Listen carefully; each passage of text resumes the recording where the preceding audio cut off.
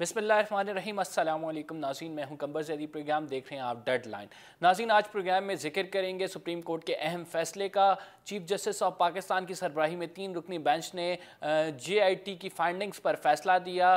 Fake bank account case में supreme court of Pakistan ने अब जो है तमाम मामला नैब को रेफ़र कर दिया है और बिलावल भुट्टो जरदारी और मुराद अली शाह का नाम एक्सक्लूड कर दिया है। JIT से भी और ECL से भी एक्सक्लूड करने का हुक्म जारी कर दिया और तमाम का तमाम मामला जो 170 अफराद का नाम ECL पे डाला गया है वो मामला, और इसके साथ साथ जो नैब ने तहकीकात करनी है वो JIT की रिपोर्ट के हवाले से करनी है। JIT की रिपोर्ट ने जो फाइंडिंग दी हैं, अब 2 माह में नैब ये तहकीकात मुकम्मल करेगा। चीफ जस्टिस ऑफ पाकिस्तान ने ये ऑर्डर दिया।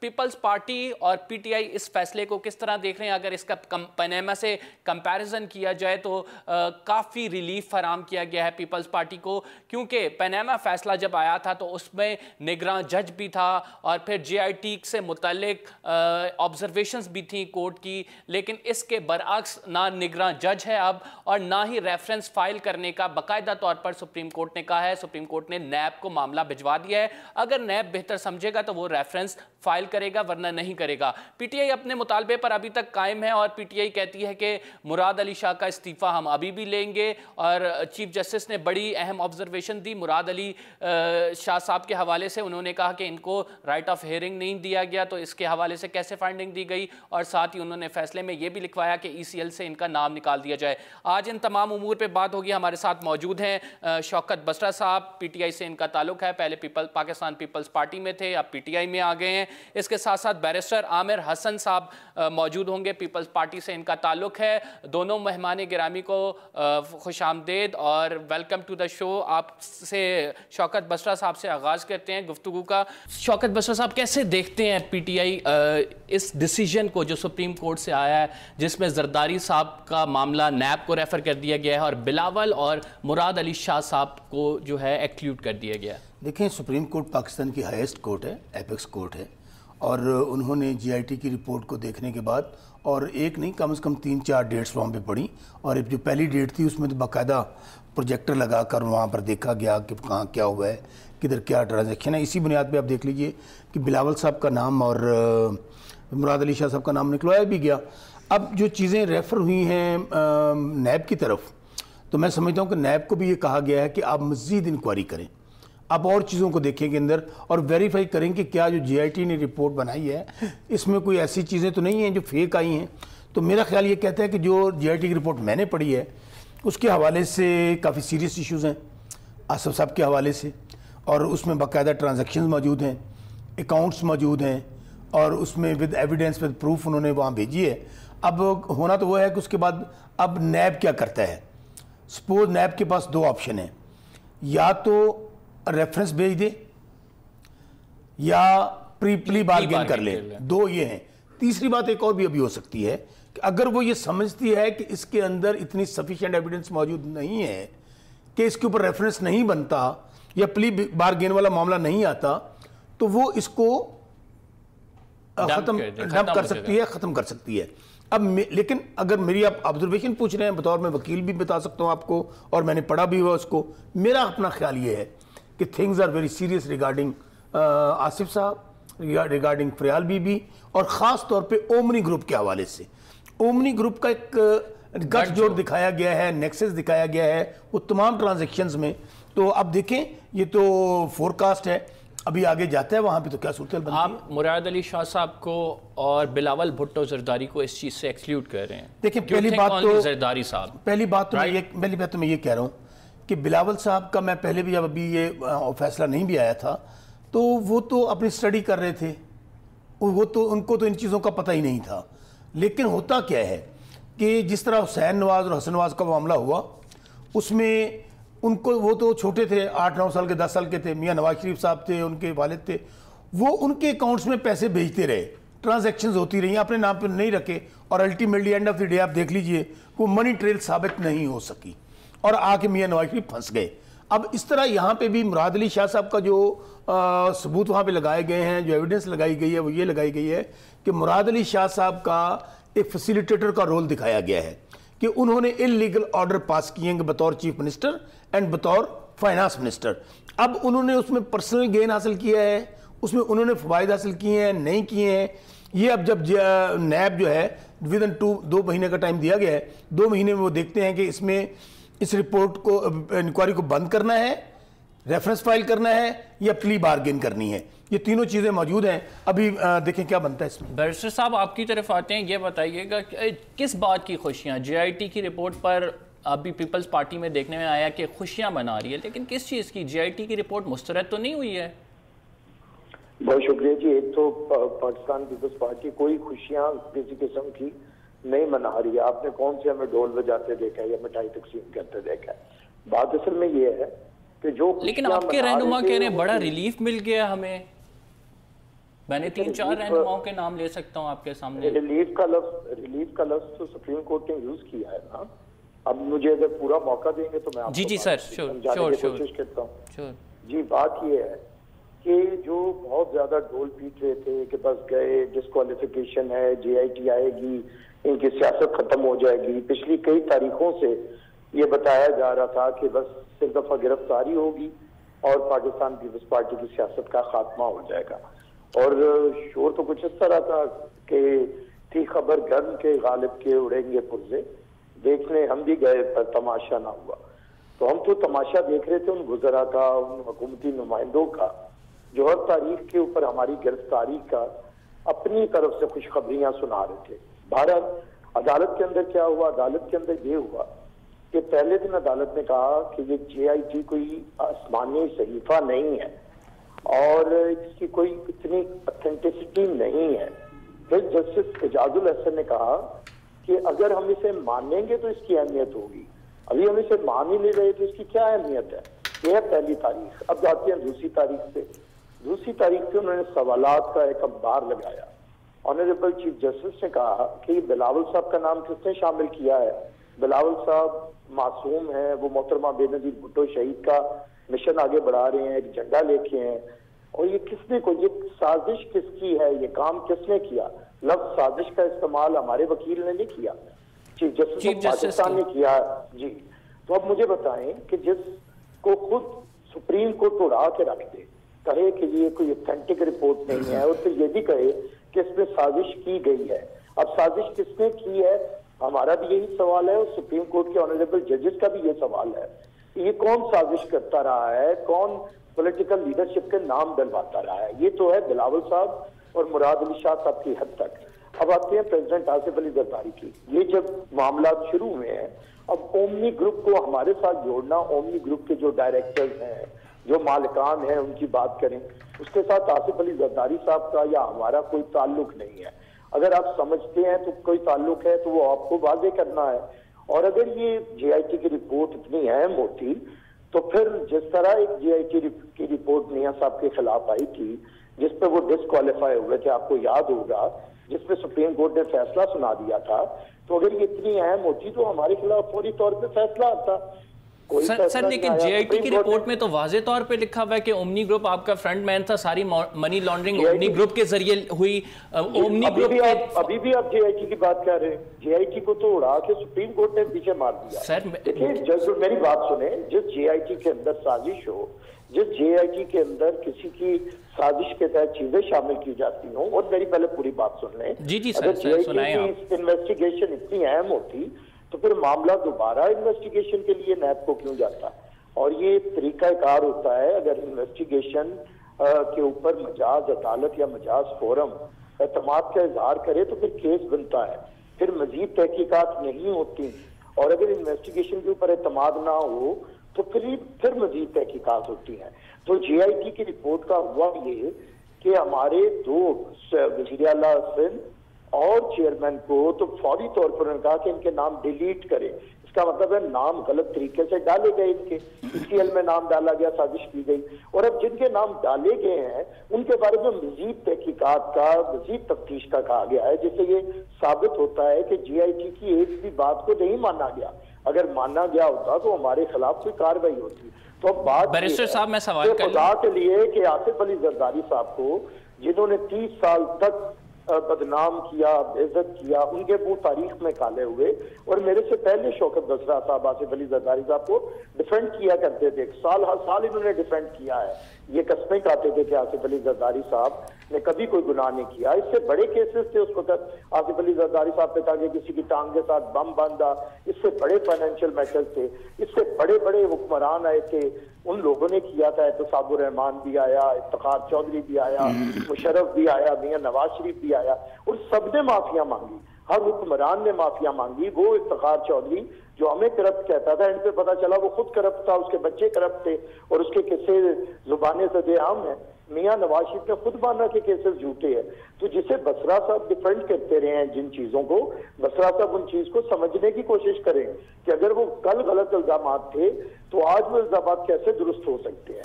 तो मैं समझता हूं कि वो तमाम लोग जो अपने पूरे दिल के साथ, पूरी नीयत के साथ, पूरे इखलास के साथ आसिफ अली जरदारी साहब को डिफेंड करते रहे हैं, उन्हें चाहिए कि वो इन गोंडे इल्जामात से किसी किस्म का, मेरे ख्याल से उन्हें मुतासर होने की जरूरत नहीं है, बल्कि अपनी साबका रिवायत के तहत देखें। और बात यह है कि अगर 30 साल के बाद हम बेगुनाह हुए और उन लोगों के तारीख में मुंह काले हुए और उन्हें शर्म नहीं आई कि वो माफी मांगे, तो क्या हमें फिर हमारे से आपको 30 साल चाहिए? हमारी जिंदगी इतनी ही बेमकसद है कि आप 30-30 साल हमारे ले लें? इतने हम लोग बैरिस्टर साहब, बसरा साहब आपकी बात का जवाब देना चाहते हैं, उसके बाद मैं अपना सवाल पूछूं। पहली बात तो बैरिस्टर साहब ने कुछ वैलिड क्वेश्चन उठाए हैं और कुछ चीज़ों से मैं एग्री नहीं करता। मिसाल के तौर पे उन्होंने कहा जीआईटी जो है वो रद्दी की टोकरी में फेंक दी गई है।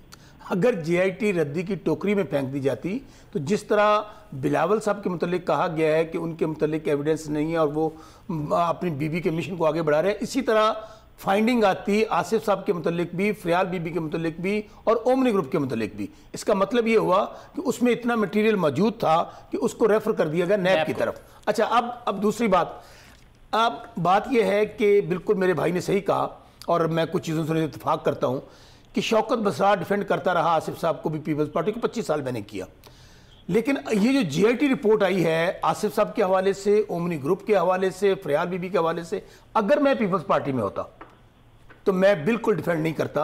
इसलिए देखिए ना, अगर शौकत बसरा साहब ये तो अब है नहीं, आप तब ये कह रहे हैं, अगर आप होते तो यकीनन हो सकता है आप पॉसिबल डिफेंड नहीं कर रहे होते, जिस तरह पीपल्स पार्टी के बाकी सारे पॉसिबल है। ये मैं अपनी बात आपको बता रहा हूं, अगर मैं होता तो, अगर तो जो बात शुरू होती है वो वैसे मुमकिन नहीं होती, गा गी वाली जो बातें होती हैं। मैं आपको ये कह रहा हूं कि जो एविडेंसेस आई हैं, अगर मैं कल डिफेंड करता था, उस वक्त जीआईटी नहीं बनी थी, उस वक्त ये सबूत सामने नहीं आए थे, उस वक्त ये रिकॉर्ड सामने नहीं आया था कि जी कोई ठेले वाला है, कोई कावे वाला है, कुछ पान फरोश है, कि उनके जाली फेक अकाउंट से पैसे ट्रांजैक्ट हुए हैं उस वक्त। अगर जब मैं जाहिर है लेकिन बसरा साहब, जरदारी साहब के ऊपर तो पहले से चार्जेस हैं, आपको नहीं पता मिस्टर 10% का चार्ज उन पर था, आपको नहीं पता 11 साल जेल उन्होंने काटी है, आपको नहीं पता कि इससे पहले करप्शन के कितने ज्यादा इल्जाम है, तब तो आप पीपल्स पार्टी में थे। बहुत अच्छा आपने सवाल उठाया।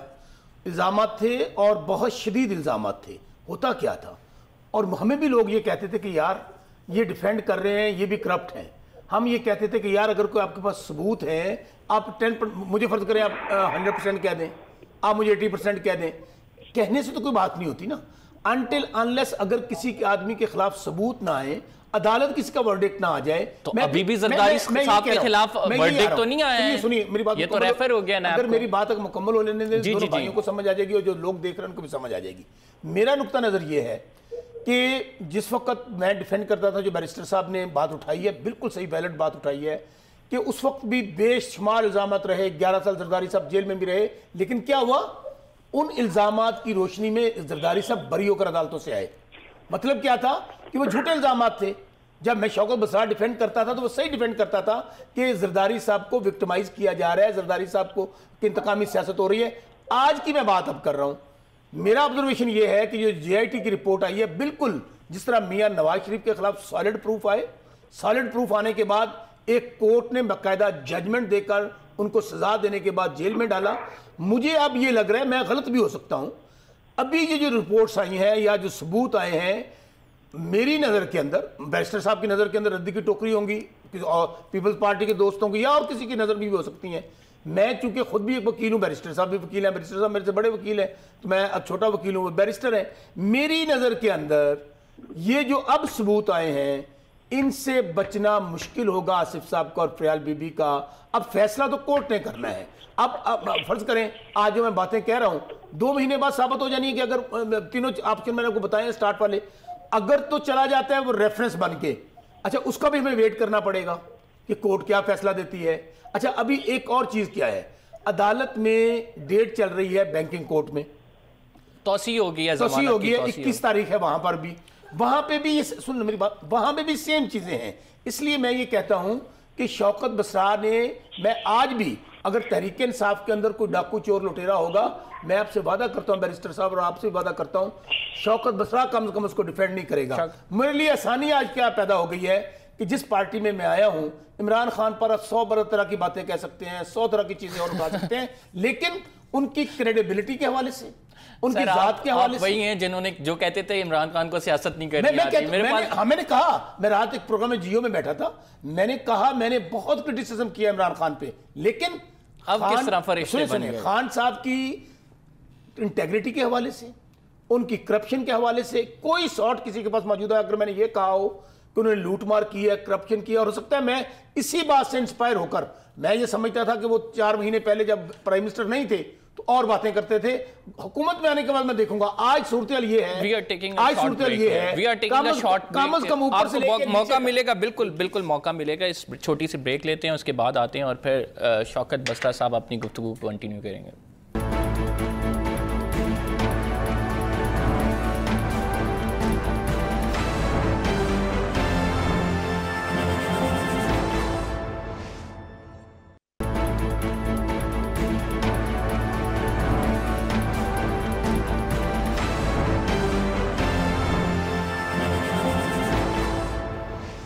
वेलकम बैक नाज़रीन, और हमारे साथ शौकत बसरा साहब और बैरिस्टर आमिर हसन मौजूद हैं और JIT की रिपोर्ट पे बात हो रही है। मामला अब नैब के पास चला गया। बैरिस्टर आमिर साहब, आपसे सवाल है, मैं पहले कर नहीं सका आपसे सवाल, कुछ थोड़ी बहुत नॉलेज हमें कोर्ट की भी है, काफ़ी अरसे से कोर्ट को मैं कवर कर रहा हूँ।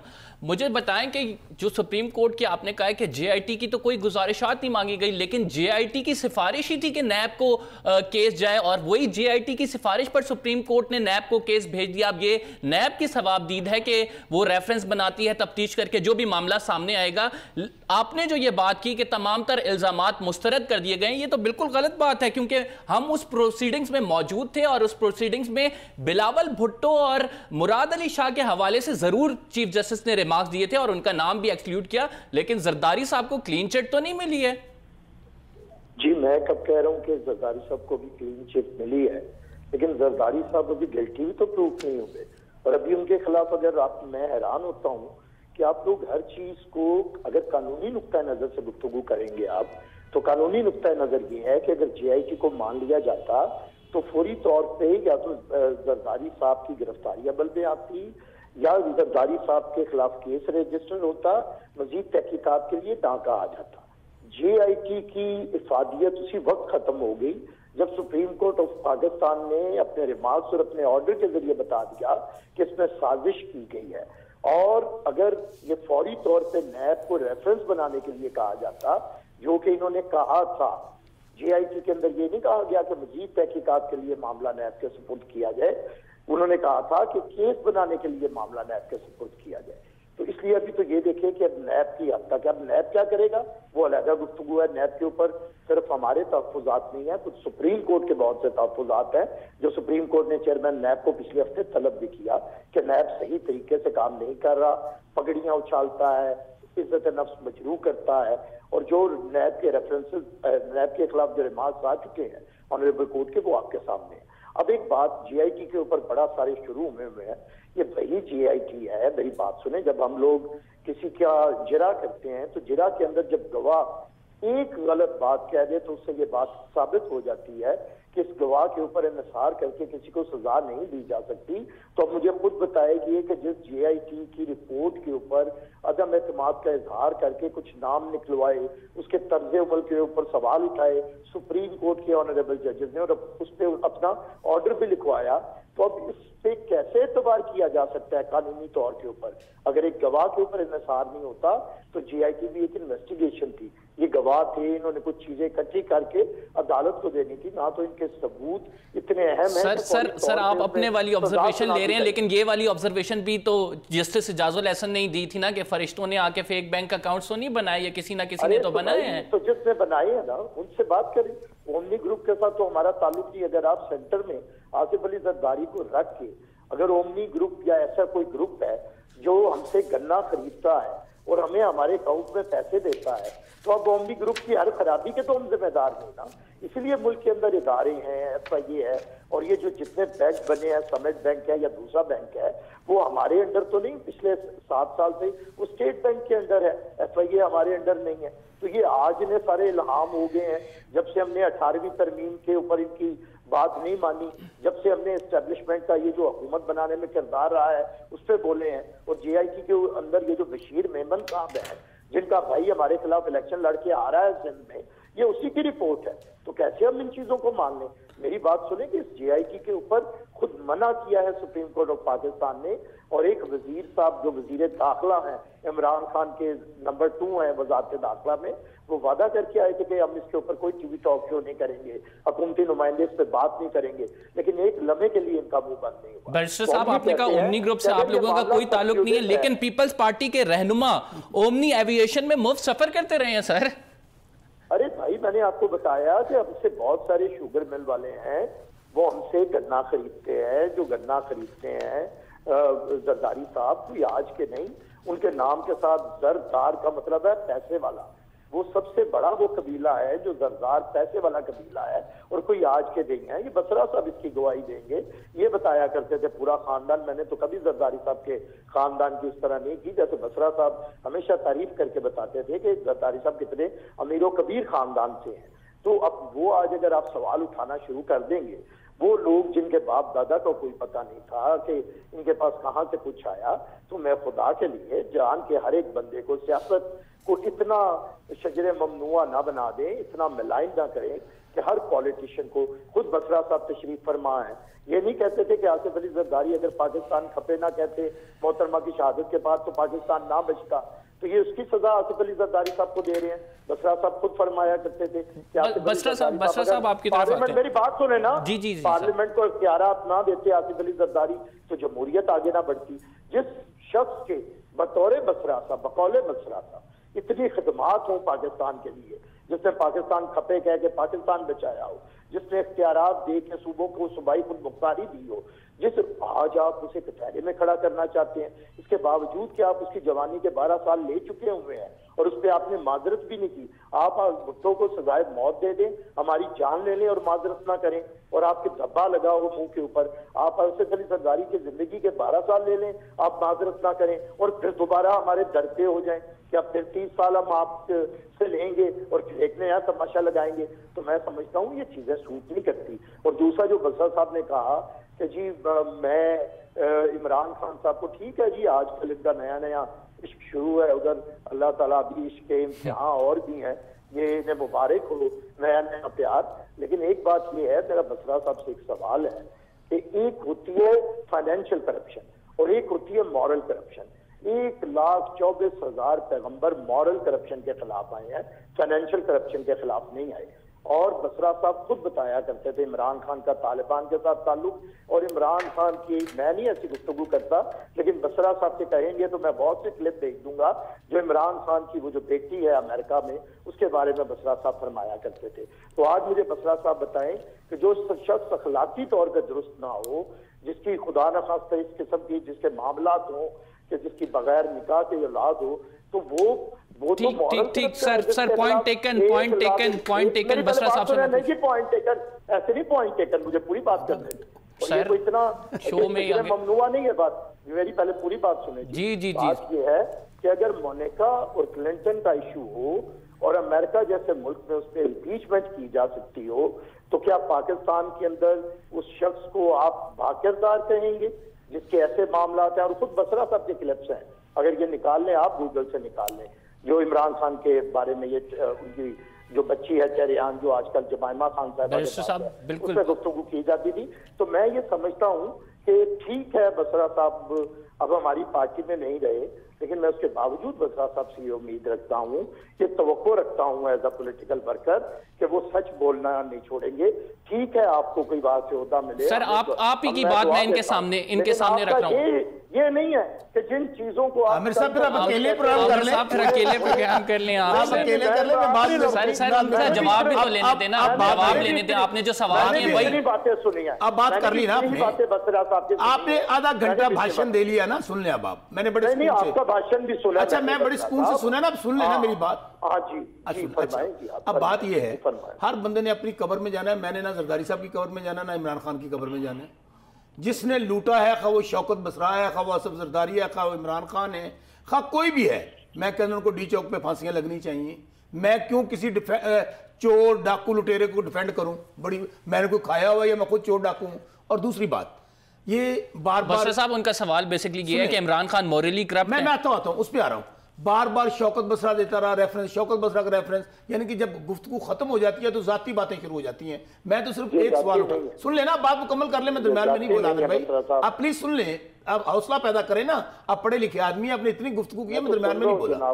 गुजारिश ये है कि अभी आप ये फरमा रहे हैं कि जी इमरान, जब सब कुछ अच्छा हो, आप सदर हो मुल्क के, आप वजीर आजम हो, अदालतें भी अच्छी, फौज भी अच्छी, इदारे भी अच्छे, पाकिस्तान भी अच्छा, अभी बिलावल साहब का नाम निकाला गया, मुराद अली शाह साहब का नाम लगाला गया, किस तरह ये छलांगे लगा रहे हैं और किस तरह मिठाइयां बांट रहे हैं।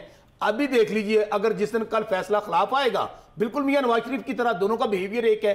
मियां नवाज शरीफ ने जब फैसला खिलाफ आया तो क्या क्या बातें नहीं की, किस तरह के उनके खिलाफ जुलूस नहीं निकाले। और कल अभी सब्र करें ना, अभी तो आपने डिग्री दे दी कि जी जरदारी साहब का तो कोई कसूर नहीं है। मैं फिर कह रहा हूं कि जब शौकत बसरा वहां पे था तो शौकत बसरा का आज भी ज़मीर मुतमिन है कि मैंने किसी करप्ट चोर डाकू को मैंने डिफेंड नहीं किया। और यहां पे भी तहरीक इंसाफ में भी साहब, यानी जरदारी साहब करप्ट नहीं है, आप ये कहना चाह रहे हैं। और बात कहने लगा हूं, बात सुन ले, जब तक मेरे पास किसी के खिलाफ सबूत ना हो, शवाहिद ना हो, मेरे लिए वो फरिश्ता है। शौकत बसरा के खिलाफ अगर किसी के पास अब तो आ गई है ना जेआईटी की, यही तो मैं कह रहा हूं।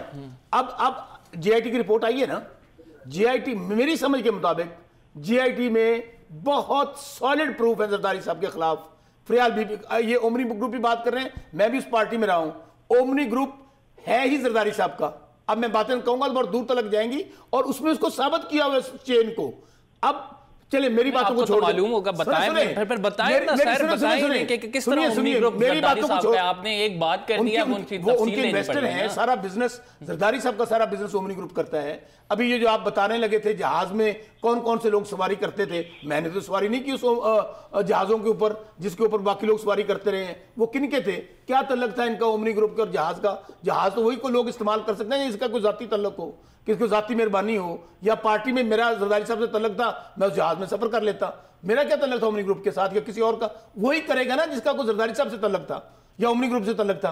अब दूसरी बात, मैं फिर इस बात पे आता हूं कि एक दूसरे को नीचा दिखाने के लिए, एक दूसरे पे इल्जामात लगाने के लिए, जब शौकत बसरा ने एक धेले की करप्शन नहीं की है, और शौकत बसरा का यह मुतालबा है दोनों पार्टियों से, नून लीग से भी और पीपल्स पार्टी से भी, अब वक्त आ गया है कि आइए जिसने इस मुल्क को लूटा है, खा वो कोई है, इदारे में है, किसी पार्टी में है, लटकाएं, लगाएं उनको फांसियां चौकों चौराहों पे। अगर सऊदी अरब में हो सकता तो पाकिस्तान में क्यों नहीं हो सकता?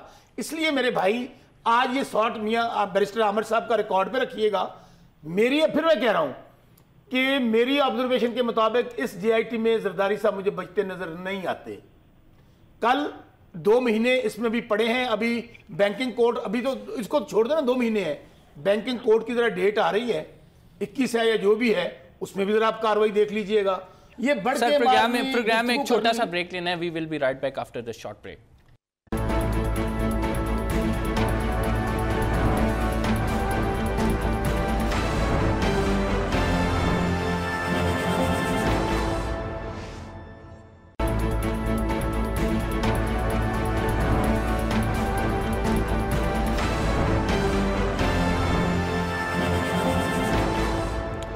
वेलकम बैक नाज़रीन, और सियासत पे गुफ्तगू जारी है। शौकत बसरा साहब, ये बताएं कि चीफ जस्टिस ऑफ पाकिस्तान ने एक बड़ी अहम ऑब्जर्वेशन दी और उन्होंने कहा कि किसकी डिक्टेशन पे ये नाम डाले गए, बिलावल भुट्टो के और मुराद अली शाह के हवाले से कह रहे थे। आप क्या समझते हैं किसकी डिक्टेशन पे नाम डाले गए? FIA तो इमरान खान के अंडर है। पहली बात तो ये है कि अगर किसी डिक्टेशन पे नाम डाले गए हैं तो मेरे ख्याल में अफसरान के खिलाफ जो जीआईटी में हैं उनके खिलाफ कार्रवाई होनी चाहिए। मैं आपके प्रोग्राम में बैठ के मुतालबा करता हूं और चीफ जस्टिस साहब से ये मैं रिक्वेस्ट करूंगा कि किसी अफसर को डिप्यूट करें कि अगर किसी के कहने पर प्रेशराइज होकर या इमरान खान साहब के कहने पर नाम डाले गए हैं तो डेफिनेटली इसकी लायबिलिटी जो मैं समझता हूं इमरान खान साहब पर फिक्स होती है। चूंकि वो हेड ऑफ एफआईए के इंटीरियर मिनिस्टर हैं, वो एफआईए उनके अंडर आती है। बाकी देखें जो जीआईटी रिपोर्ट है ना, जीआईटी के अंदर कौन कौन सी एजेंसियां हैं मेरे भाई, उसके अंदर आईबी है, उसके अंदर आईएसआई है, उसके अंदर आपका एफआईए है, उसके अंदर एंटी करप्शन है। कम से कम को 5-7 एजेंसीज हैं, उसमें एक आधी तो आती होगी प्राइम मिनिस्टर के अंडर, बाकी एजेंसीज ऐसी हैं। बैरिस्टर साहब से इसका जवाब लेते हैं। बात मुकम्मल कर लो। बाकी एजेंसी फौज के अंडर, इसलिए अगर किसी के पास सबूत मौजूद हैं कि अगर उन्होंने इमरान खान साहब के कहने पे नाम डाले हैं तो बिल्कुल वो कौम के सामने आने। बैरिस्टर साहब आप क्या समझते हैं, किसके कहने पर आखिरी वक्त में मुराद अली शाह साहब बार बार ये कह रहे हैं आखिरी वक्त में मेरा नाम शामिल किया गया है, क्या समझती है पीपल्स पार्टी, किसके कहने पर बिलावल भुट्टो जरदारी और मुराद अली शाह का नाम डाला गया है जीआईटी में और उसके बाद हमने देखा कि ईसीएल में डाल दिया गया? देखिए, जीआईटी के जितने सरकारी अफसर हैं इनमें से कोई भी जुडिशियल ऑफिसर नहीं, सारे एग्जीक्यूटिव के अंडर है, सरकारी मुलाजिम है, हुकूमत से ही तरक्कियां लेते हैं और हुकूमत ही को जवाब हैं। इसलिए ये जिसके कहने पे डाले होंगे, जाहिर है अदलिया के कहने पे तो नहीं डाले, अदलिया के कहने पे डाले होते तो वो सवाल तो ना करते ऑनरेबल जजेस कि आपने किसके कहने पे नाम डाले। बिल्कुल, तो ये इन्हें खुद तलाश करना। दूसरी बात, जो ईसीएल पे डाले, ईसीएल पे पूरी कैबिनेट में डाले और यह वजारत दाखिला की सिफारिश होती है, वजीर दाखिला प्राइम मिनिस्टर है और पूरी नहीं आमिर भाई मैं यहाँ करेक्ट कर दूं आपको। मेरी बात सुन आमिर भाई नहीं आप ये करेक्ट कर लें, आप ऐसे ना करें, मैंने आपकी बड़ी बातें सुनी। ब्रदर बात तो मेरी सुन ले यार, आप इस तरह जैसे 3 की गोली है, बात तो सुन ले यार मेरी। मैं ये कह रहा हूं कि वजारत दाखिला ने नाम नहीं डाले, जेआईटी की रिकमेंडेशंस आई थी, उन रिकमेंडेशंस के ऊपर नाम डाले गए। अब आप बात कर लें। जी, बात ये है कि जेआईटी की रिकमेंडेशन गवर्नमेंट के लिए नहीं थी, जेआईटी की रिकमेंडेशन यही तो बात निकल आई, खुद बसरा साहब ने फरमा दिया।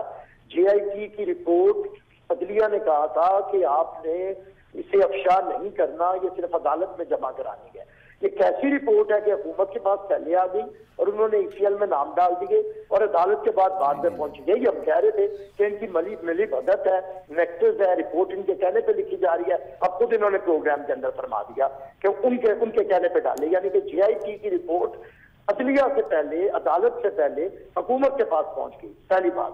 दूसरी, उसके बावजूद सिफारिश जो होती है वजारत दाखिला की लेटर होता है और कैबिनेट की मंजूरी होती है और कैबिनेट की कलेक्टिव रिस्पॉन्सिबिलिटी होती है। अगर कैबिनेट के कहने पे डाले गए तो या कैबिनेट माफी मांगे या कलेक्टिव रिस्पॉन्सिबिलिटी में रिजाइन करे, क्योंकि सुप्रीम कोर्ट ने कहा है कि ये नाम साजिश के तहत डाले गए हैं कि पाकिस्तान के दूसरे बड़े सूबे के चीफ एग्जीक्यूटिव की इज्जत नफ्स को मजरूह किया गया है और आइन से खिलवाड़ किया गया है। और आपको याद होगा, नाम डालने के फौरन बाद एक तूफान शुरू किया गया कि गवर्नर रूल आएगा, हम बदल देंगे, रिजाइन करो, हुकूमत खत्म कर देंगे। बिल्कुल ऐसे हुकूमत गिराने की बातें की गई। तो आप, हाँ, ये सारी आपके सामने है। अब आपको खुद तमाशे का सारी समझ आ गई होगी। अब देखें, अब जेआईटी रिपोर्ट आ गई है, अब ये सब जुडिस है मामला, नैब भी इन्हीं के अंदर है, नैब के साथ पहले हैं जिन्होंने नैब का भी एक सर नैब पर मुकम्मल एतमाद है अब आपको? हमें कोई एतमाद नहीं है। जिन्हें एतमाद है उन्होंने नैब का मुशीर रखा हुआ है, हालांकि नैब का मुशीर कभी किसी गवर्नमेंट में नहीं होता है। नैब का कोई एक एडवाइजर हो, नैब अगर एक आजाद इदारा है तो हुकूमती सतह पे उसके एडवाइजर का क्या काम है? तो ये मतलब है कि वो कोई काम किया जा रहा है मिली भगत के तहत और उसे ये जो पूरी दुनिया कह रही है कि ये फेयर अकाउंटेबिलिटी नहीं है, सिलेक्टिव अकाउंटेबिलिटी है, तो ये वो सारा काम हो रहा है। और हमारा सर और क्या फेयर, मैं आपको सर सवाल ले लें, और क्या फेयरनेस? मुझे पहले सवालों के जवाब दे देते, आप ऐसे ना करें। जिस तरह आप एक तरफ मौका देते हैं पूरी बात करने का, मुझे भी दें। तो देखें, अगर तो ये फेयर अकाउंटेबिलिटी होती तो उसके ऊपर एतमाद का इजहार अदलिया भी करती। अदलिया नैब के बारे में क्या है, पिछले 1 महीने की उनकी ऑब्जर्वेशन पढ़ें और चेयरमैन नैब की तलबी देखें तो आपको समझ आ जाएगी। आजकल बसरा साहब ये बहुत बात फरमा रहे हैं कि भाई जो करप्शन करता है उसे फांसी लगा दें और फलाना कर देते कि फांसी, और सऊदी अरब की मिसाल देते हैं, यानी कि इस्लामी कानून की बात करते हैं। अब कुरान के अंदर जो इस्लामी कानून है उसमें ये फाइनेंशियल करप्शन के ऊपर कोई फांसी नहीं है। फांसी है मॉरल करप्शन के ऊपर, वो संसारी है, जान से मारना मॉरल करप्शन के ऊपर है। भाई मुझे क्या जरूरत है, मैं तो ये बात करता नहीं था, लेकिन ये बात तो बसरा साहब किया करते थे ना कि इमरान खान की एक बगैर निकाह के बच्ची है, कोई निकाल दे, कोई क्लिप निकाल दे। आमिर साहब झूठ ना बोले प्लीज, निकालता हूं, भेजूंगा, आमिर साहब झूठ ना बोले, अब वही दिखाऊंगा, आमिर साहब प्लीज, लेकिन यार झूठ बोलेंगे तो वही जाएगा, अब वही जाएगा। आमिर भाई आप झूठ बोल रहे हैं। रवि साहब ड्यूरिंग प्रोग्राम आप निकाले, आमिर भाई आपकी तनकीद निकाले इमरान खान के ऊपर, आपको उसमें ये क्लिप्स नजर आ जाए। नहीं तो मैं आपको भेज देता हूँ, भेज दीजिए, अगर आपको चाहिए था भेजूंगा। दूसरी बात ये है सर, इस पे अलग से प्रोग्राम रखेंगे। सबसे बड़ा, नहीं गाजी साहब मेरे बात सुने, सबसे बड़ा सबूत ये है कि जिस बच्ची का नाम वो टेरियान का कहते थे, वो आजकल इमरान खान के 2 बेटों के हमरा जमायमा खान के साथ रिहाइश पजीर है वो बच्ची टेरियान जो है। तो ये तो अब इस पे किसी सबूत की जरूरत है। वो किस हैसियत में जमायमा खान और इमरान खान के 2 बेटों के साथ, जिन्हें इमरान खान अपने बेटे मानते हैं, उनके साथ वो किस हैसियत में रह रही है? Sir let's not go into this. तो बात नहीं, ये कौन सी यार बड़ी अच्छी बात आप करते हैं। एक इशू है, बड़ा सामने इशू है, और कुरान इस पे सजा देता है। ये जो इसका शौक है ना फांसी की सजा या संसारी की सजा, ये बद किरदार को देता है, मॉरल तरफ को देता है, फाइनेंशियल तरफ को कोई भी मुआशरा नहीं देता है सजा, ये वाली फांसी की। तो इसलिए अपना शौक अगर आपको फांसी लगाने का है तो फिर कुरान के तहत पूरा करें मॉरल करप्ट के ऊपर। सर तो क्या बात करें, फाइनेंशियल करप्ट को सजा नहीं देते हैं आप, कैसी बात करें आप? बैरिस्टर हैं सर, कोई जुर्म नहीं है। पहले मेरी पूरी बात सुने आप बैरिस्टर साहब, आपके नजदीक डाका चोरी कोई जुर्म नहीं है। एक बात सुने, फाइनेंशियल तरफ को सजाए मौत नहीं है। तो कानून में अमेंडमेंट कर लेते हैं ना, पूरी कानून में अमेंडमेंट कर लेते हैं भाई। कुरान के अंदर आप अमेंडमेंट करेंगे बैरिस्टर भाई, नहीं यहाँ पे कानून में अमेंडमेंट कर लेते हैं, असेंबली में अमेंडमेंट ले आते हैं। पाकिस्तान के अंदर कोई कानून कुरान और सुन्नत के खिलाफ नहीं। सऊदी अरेबिया में इसका मतलब है कुरान और सुन्नत के खिलाफ है। नहीं, उधर फाइनेंशियल करप्शन के ऊपर कोई फांसी नहीं। सऊदी अरेबिया में गलत बात कर रहे हैं, वहां पे फाइनेंशियल करप्शन के ऊपर सजाए मौत नहीं है, और ना इस्लाम के अंदर फाइनेंशियल करप्शन के ऊपर सजाए मौत है। आप गलत बयानी कर रहे हैं, और ये मुझे कोई मुफ्ती ला के बिठा दे, मैं इससे पूरा हक बजाने को कहने में। आप डरते क्यों है वैसे इस बात से कि करप्ट को फांसी लगा दे? आप डरते क्यों हैं? मॉरल करप्ट को लगाए ना, जिससे जो बात मैं कह रहा हूं, अगर जिसने सवाल वो ये कर रहे हैं, हमें मशवरा देने से पहले आमिर साहब बात तो सुन लें, बात तो सुन लें आमिर साहब बात सुन लें, बात करें ना आमिर भाई, बात तो सुन लें। और अलीमा खान से शुरुआत कर। अच्छा आमिर भाई, हाँ ठीक है, बात तो सुन लें। हम तो अभी साबित, आमिर भाई आपकी बात से एग्री कर लिया।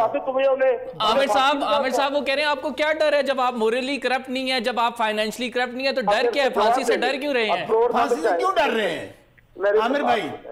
मेरी बात, अगर चोरी नहीं की, डाका नहीं किया, कमीशन नहीं खाया, लूटमार नहीं की, तो डर क्यों रहे हैं? शोर मचा रहे हैं, तो फिर ये नहीं तरीका। मैंने आपकी पूरी बात नहीं आमिर भाई, मैंने तो सिर्फ एक बात का जवाब देना, जवाब देने देना, जवाब ये है कि एक चीज कानूनी तौर पे है ही नहीं। भाई आपकी हुकूमत है, मैंने तो नहीं फांसी लगाना। आप कल बिल पास करें, फाइनेंशियल करप्शन के ऊपर फांसी है, मुझे बिल्कुल मंजूर होगा। आप ये पास करें, और सबसे पहले जहांगीर तरीन को और अलीमा खान को। मैं कहता हूं जिसने किया यार, आप जहांगीर, मैं शौकत बसरा की बात कर रहा हूं, आप जहांगीर तरीन अलीमा खान का नाम ले रहे हैं। पहले आपने और आमिर भाई से शुरू करते हैं। होगी फिर ऐसे नहीं बात शुरू होगी ना। बात ये है कि मैं बात आपकी सुनता हूं, आपका मेरा ये है कि अब बात सुननी है तो फिर अब बात सुने खुदा के लिए। बात यह है कि जो सुप्रीम कोर्ट से आसिफ अली जरदारी के खिलाफ तो कोई केस साबित ही नहीं हुआ, तो फिर डर किस बात का? अच्छी बात है, अगर केस साबित नहीं होगा जरदारी साहब बरी हो जाएंगे। आजकल परेशान क्यों हैं? फिर शोर में जा रहे हैं आप? नहीं आमिर भाई, साबित हुआ है सुप्रीम कोर्ट से, जहांगीर तरीन को फांसी लगाए ना, शौक तो पूरा करें आप अपना। आपको बड़ा शौक है करप्ट लोगों को फांसी देने पे, तो जहांगीर तरीन सुप्रीम कोर्ट से करप्ट साबित होके डिस्क्वालीफाई हो गया है, जरा उसे फांसी लगाए। अलीबा खान को जुर्माना सुप्रीम कोर्ट ने भी सर दिया। सर आगे बढ़ते हैं, आगे बढ़ते हैं। आप अभी करें ये किससे क्यों जाते हैं? बैरिस्टर साहब आगे बढ़ते हैं, आगे इस फांसी लगाएं यार आप। आमिर भाई ठंडा पानी पिए, गुस्सा ना करें। आमिर भाई ठंडा पानी पिए, मॉरल करप्ट को भी फांसी लगाए। अच्छा बात तो सुनिए आमिर भाई, जो कुरान जिसका फैसला, आमिर भाई जिसे आप भी सारी जिंदगी मॉरल करप्ट क्या कहते रहे। चीफ मिनिस्टर के मुतालबे पर अभी तक कायम है आप लोग? मेरा ख्याल है कि बिल्कुल कायम है। हमारी पार्टी वो इसलिए कायम है नहीं, अब तो निकाल दिया नाम, ये जीआईटी से भी। सुनिए मैं बताता हूँ जीआईटी से निकालने का कहा है, जीआईटी से निकालने का, ईसीएल से निकालने के नहीं कहा, ईसीएल से निकालने का कहा। और इवन आगे भी सुन लें, ये भी नहीं कहा कि आप चीफ मिनिस्टर, उन्होंने कहा अगर आपको जरूरत पड़े तो नैब बुला सकता है, इन्वेस्टिगेशन के लिए तो नैब बुला सकता है। लेकिन सर अच्छा मुझे एक बात बताइए, एक राइट ऑफ हियरिंग नहीं दिया गया मुराद अली शाह को, राइट ऑफ हियरिंग नहीं दिया गया। आप तो अगर नहीं दिया तो गलत किया ना। जब आप गलत किए तो आपका ये मुतालबा ठीक है कि जब राइट ऑफ हियरिंग ही नहीं दिया। मैं ये कहता हूं कि अगर उनको राइट ऑफ हियरिंग नहीं दिया गया, उनको नहीं सुना गया और यकतरफा नाम डाला गया, तो ये ज्यादती की गई है, उनको सुनना चाहिए था। अब मैं एक और बात कह रहा हूं, इसमें एक सवाल है, आप कह रहे हैं कि ज्यादती की गई है, ठीक है, जब ज्यादती की गई है तो इस बुनियाद पर, इस ज्यादती की बुनियाद पर आप इस्तीफा मांग रहे हैं? अब मैं बताता हूं आपको, वो ये मौकफ उनका है कि मुझे नहीं सुना गया। जीआईटी का मौकफ सुने, वो कहते हैं जी हमने इनको बुलाया। होता क्या है, जब ये भी फर्क समझ लीजिएगा, नैब का कानून है कि अगर आप इन्वेस्टिगेशन में तावन करते हैं, कॉपरेशन करते हैं, तो आपको गिरफ्तार नहीं किया जाता। अगर आप तावन नहीं करते हैं, आप वहां पर उनको प्रॉपर आप इन्वेस्टिगेट होते हैं, तो फिर आपको गिरफ्तार नहीं करते हैं। यहां पे मुराद अली शाह साहब के मतलब ये कहा गया है कि हमने उनको बहुत बारहा बुलाया गया कि ये आपके पास के खिलाफ इल्जामात हैं, वो तफ्तीश तहकीक के लिए नहीं आए हैं। अब दोनों तरफ का मौकफ है, चले बात क्लियर हो गई, नैब के आप बुला लेगा, नैब में वो जाके कह दें कि मेरा कोई अमल दखल नहीं है। अब गुजारिश सिर्फ इतनी है, हम मेरा ख्याल में प्रोग्राम इस नोट पे एंड करना चाहिए कि पाकिस्तान और करप्शन इकट्ठे नहीं चल सकते, खा वो मॉरल करप्शन हो, खा वो फाइनेंशियल करप्शन हो। मैं आज भी कहता हूं आमिर भाई को कि गुस्सा ना करें, ठंडा ठंडा पानी पिए, ठंडा ठंडा बात तो सुने आमिर भाई, ठंडा ठंडा पानी पिए। यार मैंने तो नहीं डाका मारा, आमिर भाई ने तो नहीं डाका मारा, जिसने मारा पकड़ा तो उसने जाना है, जिसने मॉरल करप्शन किया उसने पकड़ा जाना है, तो उसके लिए अदालतें आजाद हैं। अच्छा सुन तो ले, आप नैब की बात कर रहे थे, इनसे ये कह रहे हैं हमें नैब पे इत्मीनान नहीं है। नैब का चेयरमैन किसने लगाया? अच्छा आमिर साहब का इसमें जवाब लेके फौरन वाइंड अप करने टाइम नहीं है सर। इमरान खान ने लगाया है, और ये जो केसेस है वो इमरान खान ने बनाए हैं। आमिर साहब वो कह रहे हैं कि जो भी फाइनेंशियली और मोरली करप्ट है उसको सजा मिलनी चाहिए, और जो भी कानून के मुताबिक सजा है वो मिलनी चाहिए। बिल्कुल मिलनी चाहिए, बिल्कुल मिलनी चाहिए। नहीं आमिर भाई मेरा दूसरा सवाल, नहीं आप ऐसे ना करें ना, नैब का चेयरमैन किसने लगाया है? अरे भाई जिसने भी लगवाया है, आर्मी पीएमएलएन और पीपीपी ने मिलकर लगाया है ना सर। आर्मी चीफ मियां नवाज शरीफ ने लगाया था, और क्या हाल किया है, क्या हुआ है? लगाया था, इसका आर्मी चीफ गलत कर रहे हैं। आप कह रहे हैं कि आर्मी चीफ, यही तो प्रॉब्लम है आपका। बहुत ठीक कर रहे हैं, बहुत ठीक कर रहे हैं, बस आप जवाब ले रहे हैं ना, बहुत ठीक कर रहे हैं, और अल्लाह ताला और तौफीक भी अच्छा करे। आप तो कह रहे हैं कि वो गलत कर रहे हैं, आप तो कह रहे हैं वो गलत कर रहे हैं। भाई बतरा साहब बहुत अच्छा कर रहे हैं, आप लोगों के लिए बहुत अच्छा कर रहे हैं, और क्यों फिक्रमंद होते हैं ये और आप लोगों के लिए सर, और आप लोगों के लिए सर, एक मिनट बसरा साहब सवाल लेने दे सवाल, और आप लोगों पीटीआई के लिए तो वो अच्छा कर रहे हैं, और आपके लिए मेरी बात सुनें यार, हमारे लिए कभी किसी ने नहीं किया ना, हमारे लिए कभी कोई असगर खान केस की तरह पैसे बांटे गए हैं ना, ISI ने कोई IGI हमारे लिए बनाया है ना, हम कभी किसी के कंधों पे सवार होके आए हैं। आप छोड़ दें इस बात को, और ये बात आप छोड़े सर, एक मिनट है, आप वाइंड अप कर लें सर प्लीज। वाइंड अप ये है कि जिसका शौक है इन्हें पूरा करने का वो जरूर करें, लेकिन पहले ये याद रखें कि आपने हमें पहले बाइज्जत अदालतों ने हमें बाइज्जत बरी किया है, तो हम पे इल्जामात साबित होने तक हमें करप्ट कहने से जरा कोई शर्म करनी चाहिए, क्योंकि जिन्होंने पहले किया था उनके भी मुंह तारीफ में काले हुए। और अब दूसरी बात यह है कि जिन्हें मॉरल करप्ट, मैं बसरा साहब की बात से एग्री करता हूं, लेकिन जिन्हें ये मॉरल करप्ट कहते थे और जो इनकी पार्टी के अंदर फाइनेंशियल करप्ट है, उनके जरा टांगे चौराहों के अंदर, और फिर जरूर अपोजिशन वालों के साथ भी यही सलूक करे, फिर इन पे कोई उंगली नहीं उठाएगा। बिल्कुल ऐसे ही है, बिल्कुल पहला ऐसे ही। पत्थर वो मार सकता है जिसने खुद जिंदगी में कभी गुनाह ना किया हो, जिसके बदकिरदारी के किस्से जुबाने जदोहाम हो, और जिसका पार्टी करप्टों से भरी हो 80%, उसे फिर ऐसी बातें। बिल्कुल ऐसे ही है। बहुत बहुत शुक्रिया, बहुत बहुत शुक्रिया बैरिस्टर आमने साहब। नाज़रीन, कोई भी फाइनेंशियल करप्ट है या मोरल करप्ट, इसकी तहकीकात होनी चाहिए और जो कानून में सजा है उसको ज़रूर मिलनी चाहिए। हमने कोशिश की थी कि आज एनालाइज किया जाए सुप्रीम कोर्ट की जजमेंट को और दोनों पार्टी से उनकी आरा ली जाए कि दोनों पार्टीज इस जजमेंट को किस तरह देखती हैं और आइंदा फ्यूचर स्ट्रेटजी उनकी क्या है। गुफ्तगू तवील हो गई, दोनों रहनुमा आपस में शुरू हो गए, इसलिए ज़्यादा सवालात का मौका भी नहीं मिल सका। लेकिन इंशाअल्लाह ताला अगला शो जो हम करेंगे उसमें हम मुकम्मल तौर पर इस फैसले को एनालाइज भी करेंगे और इस फैसले की जो रिपरकशंस हैं, कॉन्सिक्वेंसेस हैं, उसको भी देखेंगे। अब तक के लिए कंबर ज़ैदी को इजाज़त दीजिए। अल्लाह हाफ़िज़।